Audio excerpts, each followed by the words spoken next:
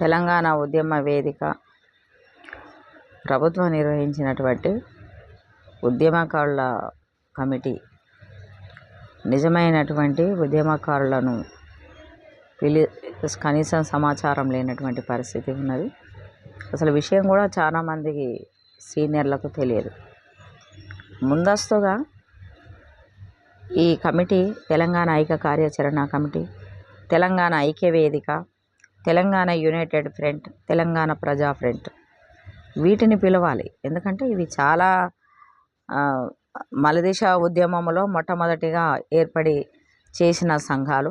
దాని తర్వాత వచ్చినటువంటివే టీయూజేఏసీ అయినా సరే, రాజకీయ జేఏసీ అయితేనేమి, ఉద్యమ సంక్షేమ సంఘాలు అయితేనేమి, రకరకాల సంఘాలు ఏర్పడ్డాయి.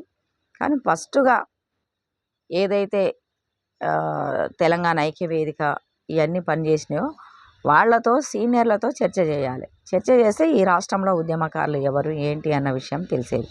కానీ దారుణమైన అంశం ఏంటంటే ఈ 4 సంఘాల వాళ్ళు కనీసము అక్కడ ఆ కమిటీకి పేర్లు ఇచ్చినా కూడా పిలిచి మాట్లాడలేని పరిస్థితి ఉన్నది.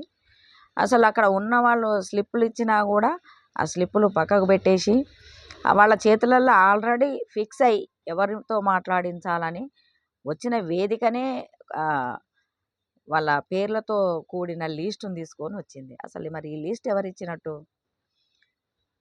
ఇది ఇట్లా 2-3 సార్లు కోదండరామ్ గారు తీసుకొచ్చారు. నేను దీన్ని ఖండిస్తూ ఉన్నాము.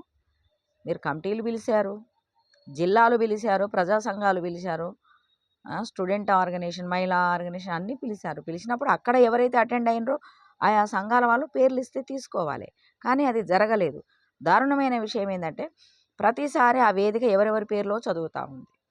కానీ ఉమ్మడి జిల్లాలు పిలిచినప్పుడు ఒక మనిషే, ప్రజా సంఘాలు ఆ మనిషే, మళ్ళీ ప్రత్యేకంగా విద్యార్థి సంఘమైనా మహిళా సంఘమైనా మళ్ళీ ఆ మనిషే మాట్లాడుతూ ఉన్నారు. అంటే ఒక్క మనిషి 3 సార్లు అటెండ్ అయ్యి 3 సార్లు మాట్లాడితే ఇతర సంఘాలు ఏమైపోవాలి?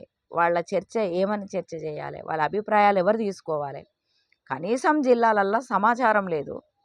జనసభకు, రాజకీయ జేఏసీకి తప్ప ఈ రాష్ట్రంలో ఎక్కడ కూడా సమాచారం లేదు. ఆ విషయాన్ని ప్రభుత్వం తెలుసుకోవాలి. దారుణమైన వ్యవహారం జరిగింది. నిజమైన ఉద్యమకారులను అనగదొక్కే ప్రయత్నం చేస్తూ ఉన్నారు.